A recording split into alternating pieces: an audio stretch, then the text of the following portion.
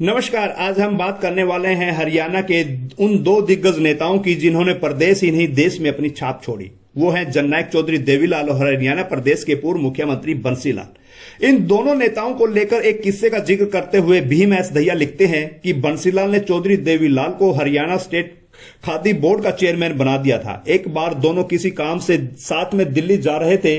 देवीलाल बार बार बंसीलाल को किसी मसले पर सलाहें दे रहे थे।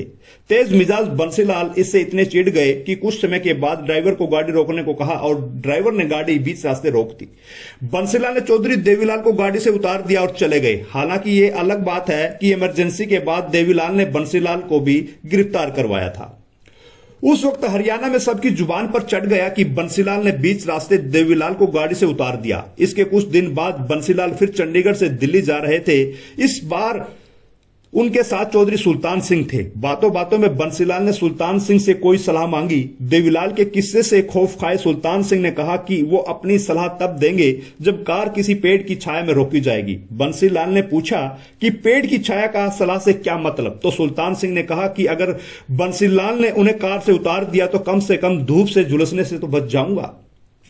ये बात सुनकर बंसीलाल हंस पड़े। इसके बाद जब भी उन्हें दिल्ली आना हुआ तो वो कोशिश करते थे कि चौधरी सुल्तान सिंह को साथ ला सके। ऐसे बंसीलाल पर आरोप लगते रहे हैं कि मुख्यमंत्री बनने के बाद उन्होंने अपने मार्गदर्शकों और दोस्तों को राजनीति से दरकिनार कर दिया।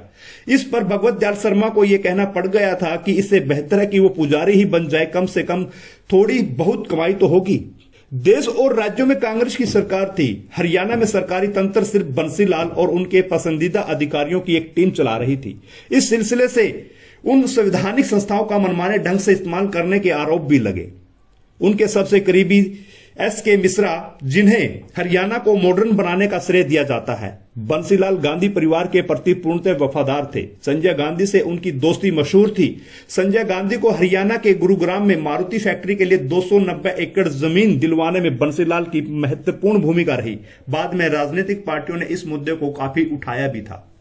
एस.के. मिश्रा हरियाणा के तीनों ही लालों के साथ काम कर चुके थे। ये तीनों ही मुख्यमंत्री एस.के. मिश्रा के काम से प्रभावित थे कि आपसी प्रतिस्पर्धा के बावजूद तीनों ने एस.के. मिश्रा को अपने कार्यकाल में प्रधान सचिव बनाया।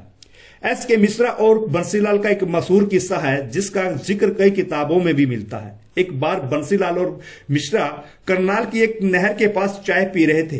बंसीलाल को ख्याल आया कि इस नहर के पास एक रेस्तरां खोला जा सकता है और नहर के पानी से एक कृत्रिम झील भी बनाई जा सकती है। बंसीलाल ने यह बात मिश्रा को बताई तो मिश्रा ने इसे गंभीरता से लिया और कुछ समय के बाद इस प्रोजेक्ट पर काम करना भी शुरू कर दिया।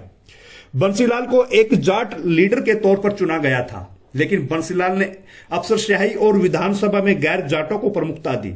भीम एस दहिया इसके पीछे तर्क देते हैं कि ऐसा उन्होंने दूसरे जाट नेताओं के आगे बढ़ने से रोकने और अपनी सरकार के गिराए जाने के डर की वजह से यह काम किया है। यह समय था बगावती विधायक पंडित भगवत दयाल शर्मा की सरकार गिराने की साजिश रच रहे थे। तब बंसीलाल सबके शक के घेरे में थे। बगावती विधायकों को लग रहा था कि बंसीलाल उनके साथ वोट नहीं डालेंगे। ऐसे में वोटिंग वाले दिन बंसीलाल को विधानसभा नहीं पहुंचने देने की प्लानिंग भी बनाई गई। जिस ऑफिसर को यह काम दिया गया उसने पावर पॉलिटिक्स ऑफ हरियाणा के लेखक को बताया कि उन्होंने बंसीलाल को अपने घर बुलाया। जब बंसीलाल बाथरूम में गए तो उन्होंने बाहर से दरवाजा बंद कर दिया। उन्हें तब तक बाथरूम से बाहर नहीं आने दिया गया जब तक विधानसभा में भगवत दयाल शर्मा की सरकार गिरा नहीं दी गई। आगे चलकर जब बंसीलाल मुख्यमंत्री बने तो उन्होंने सबसे पहले काम इस ऑफिसर को सस्पेंड करने का किया था। तो दोस्तों, ऐसी ही खबरें पाने के लिए चैनल को लाइक करें, यूट्यूब पर जाकर सब्सक्राइब करें और उज्जवल दर्पण के लिए जोगिंदर बीरवाल की खास रिपोर्ट।